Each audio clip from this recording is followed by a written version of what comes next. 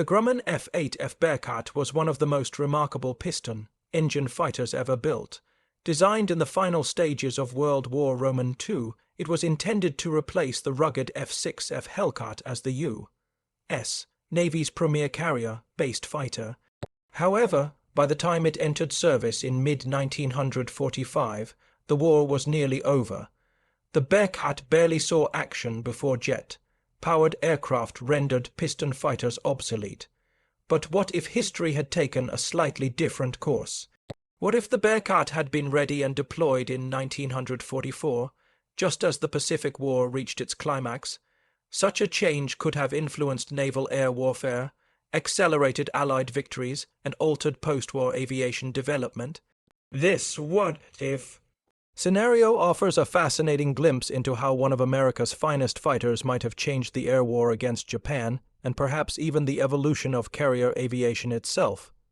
In reality, the F8F Bearcat made its first flight in August 1944 and entered limited service by May 1945, only a few months before Japan's surrender. Production delays, shifting priorities, and the arrival of jets like the P-80 Shooting Star kept the Bearcat from seeing combat. Yet the aircraft's performance was stunning. It could outclimb and turn almost every Allied and Axis piston fighter. Weighing less than the Hellcat but powered by the same 100 horsepower Pratt & Whitney R2800 engine, it had an incredible power-to-weight ratio. Its design philosophy was simple: maximum climb rate and acceleration for interception missions.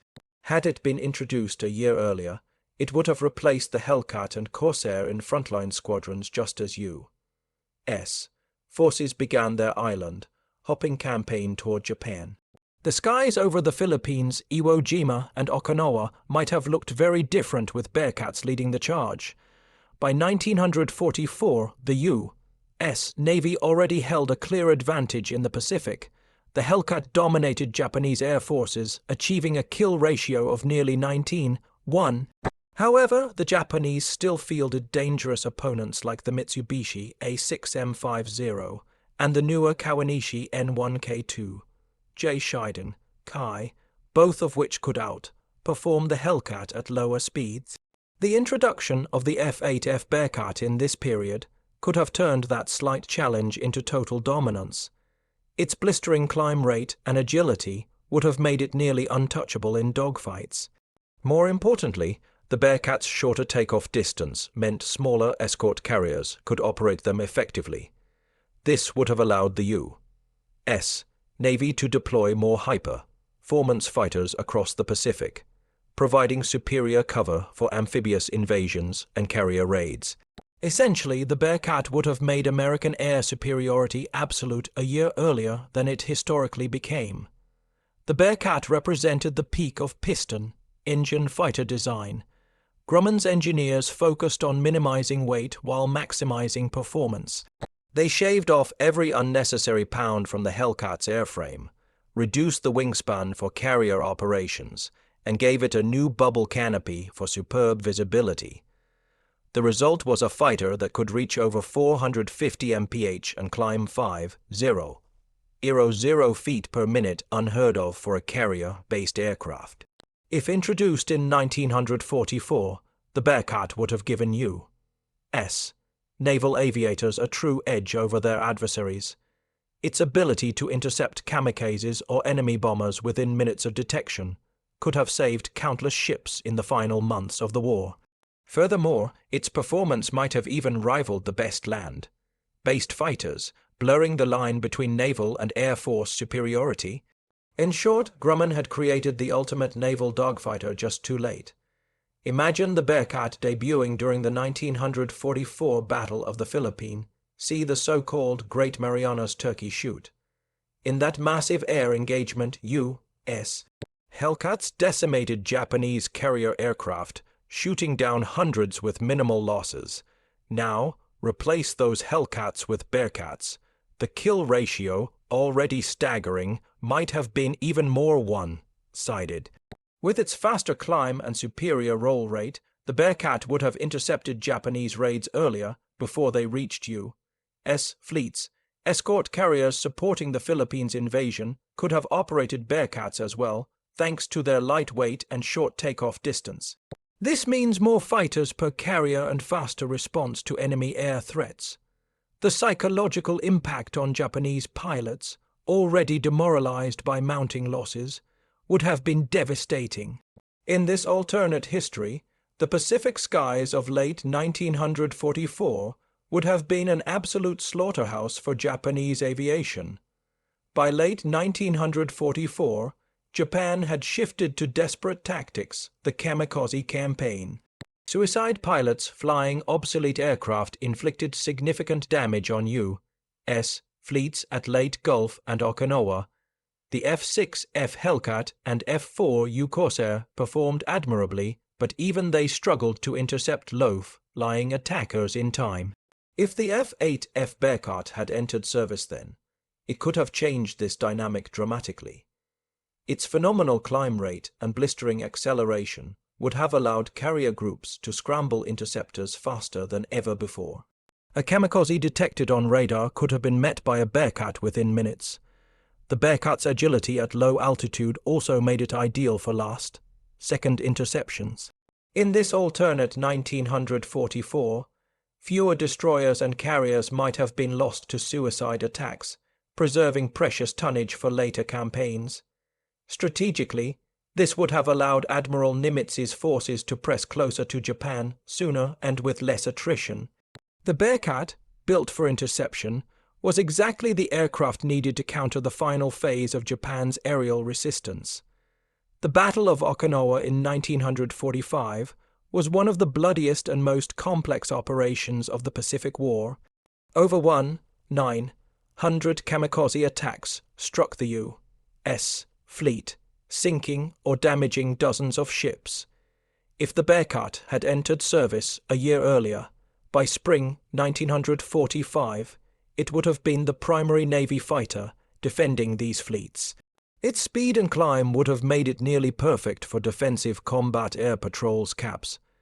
Bearcats could have scrambled from carriers or nearby bases and intercepted suicide planes at higher altitudes before they dived on the ships. Even a small increase in interception success would have saved lives and vessels. Moreover, its short takeoff distance would have allowed smaller escort carriers to operate closer to the front lines, providing tighter air cover for landing forces. The reduced attrition of ships and planes might have shortened the Okinawa campaign by weeks, saving thousands of sailors and marines. Thus, the Bearcat's earlier debut could have transformed one of the Pacific's costliest battles into a more decisive and less devastating Allied victory. While kamikazes dominated headlines, Japan still fielded capable interceptors like the Kawanishi N1K2 J Shiden Kai, often flown by veteran pilots. The Shiden Kai was fast, well-armed, and agile, a match for the Hellcat and Corsair under skilled hands. The F8F Bearcat, however, would have outclassed it completely. In climb rate, acceleration, and roll performance, the Bearcat was superior. Its lighter frame and powerful R2008 100 engine gave it the edge in vertical combat, while its new bubble canopy provided unmatched visibility, a critical advantage in dogfights. Japanese pilots, already struggling with fuel shortages and inexperienced trainees, would have faced an enemy aircraft that outperformed them in every way. The result would have been total aerial supremacy for the U.S. Navy by early 1945. Even the introduction of advanced Japanese prototypes like the Mitsubishi J2M Raiden or the Ki-84 Hay-8 would not have shifted the balance. The Bearcat represented the peak of piston-engine technology, an aircraft whose performance left no room for Japanese countermeasures. One of the Bearcat's overlooked advantages was how it changed carrier operations. Designed with small carriers in mind, it had folding wings, a short takeoff roll, and light weight for easy deck handling. If deployed in 1944, it would have allowed U.S. naval planners to assign high-performance fighters even to light and escort carriers. This flexibility could have multiplied American air coverage across the Pacific. Amphibious task forces could have received dedicated Bearcat squadrons for protection and ground attack, freeing up larger carriers for offensive strikes. Its simplicity and reliability also meant faster maintenance turnarounds, keeping more aircraft combat ready. In this alternate timeline, the U.S. Navy's overall sortie rate, the number of missions flown per day, might have increased by 10–20%, compounding America's overwhelming industrial advantage. The Bearcat's presence would have been a logistical and tactical gift, enabling the U.S. to conduct simultaneous operations across wider areas of the Pacific. It wasn't just a better plane, it was a better system for warfighting at sea. By mid-1945, Japan's air defenses were collapsing. The few surviving fighter units faced relentless bombing from B-29s and carrier raids. If the Bearcat had entered combat in 1944, this collapse might have come months earlier. Its ability to intercept Japanese fighters and bombers with unmatched speed would have crippled Japan's remaining airfields and industrial centers sooner. Bearcats escorting carrier strike groups could have annihilated Japanese interceptors defending cities like Tokyo or Nagoya. This would have opened the way for B-29s to operate with even less opposition, devastating Japan's infrastructure before the atomic bombs were ever considered. Additionally, the Bearcat's efficiency might have allowed carriers to strike deeper targets without relying as heavily on land-based support. In short, Japan's already desperate air defense would have become futile far earlier.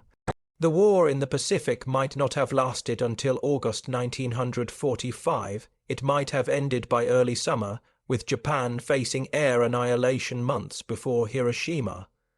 Although primarily designed for naval warfare, the Bearcat could have made an impression in the European skies as well.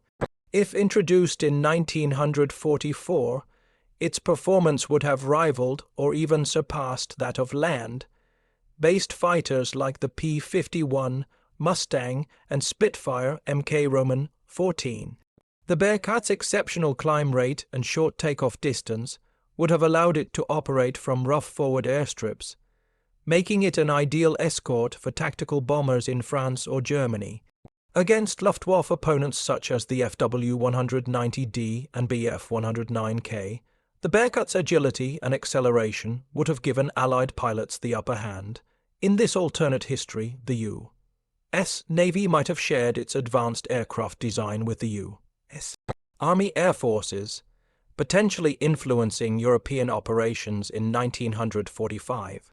Bearcat squadrons flying from Mediterranean bases or temporary airfields in France could have contributed to the final push into Germany, achieving air superiority more quickly and reducing Allied bomber losses in the last months of the European campaign. The North American P-51 Mustang was often hailed as the ultimate propeller-driven fighter of World War II, but if the Bearcat had entered service in 1944, that title might have been challenged. In pure performance, the Bearcat could outclimb and out-accelerate the Mustang, though it lacked the Mustang's long range. On carriers and Pacific Islands, range mattered less. What counted was interception, speed, and agility. Had both aircraft served simultaneously, they might have represented the pinnacle of Allied air power in different domains. The Mustang ruling the skies of Europe, and the Bearcat dominating the Pacific. The rivalry could also have spurred further design innovation, pushing both Grumman and North American aviation to explore lightweight, high-power designs leading directly into early jet prototypes. In this alternate world, aviation historians might have debated for decades not between the Hellcat and the Mustang, but between the Bearcat and Mustang, two American masterpieces that defined the ultimate expression of piston-powered flight. By late 1944, jet technology was emerging, with Germany's Me-262 and Britain's Gloster Meteor signaling a new era. Could the F8F Bearcat have competed with these early jets? Surprisingly, yes, at least in certain conditions. The Me-262 was faster in level flight, but it had sluggish acceleration and poor turning ability. The Bearcat, on the other hand, could climb and out-turn the German jet in a dogfight, particularly below 20 0 feet. Its immediate throttle response gave it an advantage in tight engagements, where the Me-2 162's engines lagged. If Bearcats had encountered German jets in 1944-45, American pilots might have developed tactics to exploit that agility advantage much as they later did against MiG-15s in Korea. In short bursts of combat, the Bearcat could have surprised jet pilots and scored victories through maneuverability and superior pilot training. Thus, even on the edge of the jet age, this piston-powered fighter could have remained a deadly force to be reckoned with. If the Bearcat had entered mass production in 1944 and played a major role in late war battles, it would have reshaped post-war aviation strategy. The U.S. Navy might have delayed the transition to jets, believing advanced piston fighters still offered sufficient performance. Funding for early naval jets like the F.J. Fury or F.H. Phantom could have been reduced or redirected, slowing the Navy's entry into the jet era. Conversely, the Bearcat's success might also have inspired hybrid designs, lightweight fighters with jet boosters or turboprop engines. In either case, the technological bridge between propeller and jet power would have looked different. The Bearcat's dominance might have extended well into the late 1940s, altering naval procurement priorities and influencing the design philosophy behind early Cold War aircraft. Instead of immediately chasing jet speed, designers might have sought to perfect agility, climb, and power to weight ratios qualities the Bearcat exemplified. Beyond its physical performance, the Bearcat's psychological impact would have been immense. In 1944, American pilots were already confident, but the introduction of a fighter so superior to anything the enemy possessed would have elevated morale to new heights. Conversely, Japanese and German pilots would have faced yet another leap in Allied technological advantage, further eroding their will to fight. Strategic planners might have felt emboldened to launch riskier operations earlier, perhaps accelerating assaults on Formosa, Okinawa, or even planning for a pre-surrender invasion of Japan. Air superiority wasn't just a tactical factor. It shaped national morale and operational daring. With the Bearcat sweeping the skies, the Allies could have acted more decisively and with greater confidence. In this sense, the Bearcat's hypothetical 1944 arrival might have hastened the psychological collapse of the Axis powers, demonstrating that the Allies' industrial and technological edge had become utterly insurmountable. The Bearcat's early deployment could also have changed U.S. naval doctrine. Before its arrival, naval aviation was still adapting to the lessons of large-scale carrier warfare. The Bearcat's lightweight, short takeoff, and high climb performance would have encouraged doctrines emphasizing rapid response interception and decentralized air defense. Fleet commanders might have relied less on heavy carrier groups, and more on dispersed light carriers operating agile Bearcat squadrons. This shift toward flexibility and responsiveness could have laid the groundwork for Cold War naval air strategy, small groups of carriers operating independently across vast oceans. In essence, the Bearcat might have pioneered the very concepts that later became standard during the 1950s and 1960s. A fighter capable of both defending fleets and striking offensively from small decks would have redefined the Navy's understanding of sea control and air mobility long before the jet age began. Grumman Aircraft Engineering Corporation earned fame for rugged warplanes like the Wildcat, Hellcat, and Avenger, but if the Bearcat had entered combat in 1944, it would have cemented Grumman's reputation as the undisputed master of naval aviation innovation. The company's engineers, led by Ironworks founder Leroy Grumman, had already proven their ability to build durable, high-performance fighters. The Bearcat, however, represented a leap into near-perfect design. Its earlier success might have elevated Grumman's influence over post-war Navy procurement, giving it a head start over competitors like Vought or McDonnell. This could have meant earlier development of legendary follow-ups like the F9F Panther or even the F-14 decades later. In short, the Bearcat's earlier impact might have set Grumman's technological dominance in stone, shaping not just the end of World War II, but the entire evolution of U.S. naval aviation thereafter. The Bearcat's what-if scenario also offers lessons about fighter evolution. It shows that technological timing is as critical as innovation itself.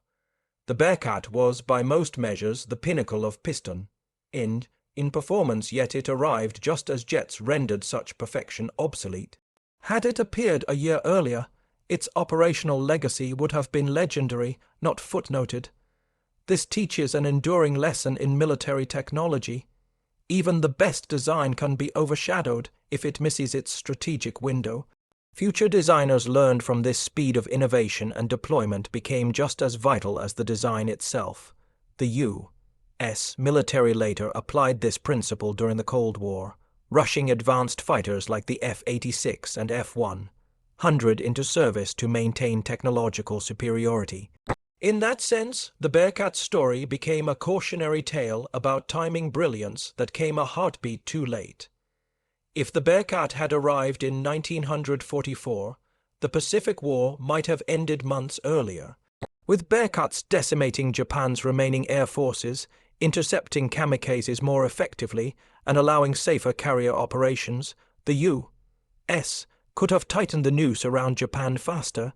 Strategic bombers would have faced less resistance, and invasion preparations might have advanced sooner. Japan's leadership, already desperate by mid-1945, might have viewed continued resistance as even more hopeless in the face of total air annihilation. In this alternate timeline, Japan could have surrendered before the atomic bombings, sparing Hiroshima and Nagasaki. The Bearcat's speed and efficiency, multiplied by American industrial power, might have become the final push that ended the war through overwhelming air dominance alone. Thus, a few months in production timing could have changed not only military history, but the moral and geopolitical legacy of the war's closing act. The F8F Bearcat remains one of aviation's great what-ifs. Designed as the ultimate piston-engine fighter, it embodied the peak of propeller-era technology, unmatched speed, climb, and agility in a compact frame. But history's timing denied it glory.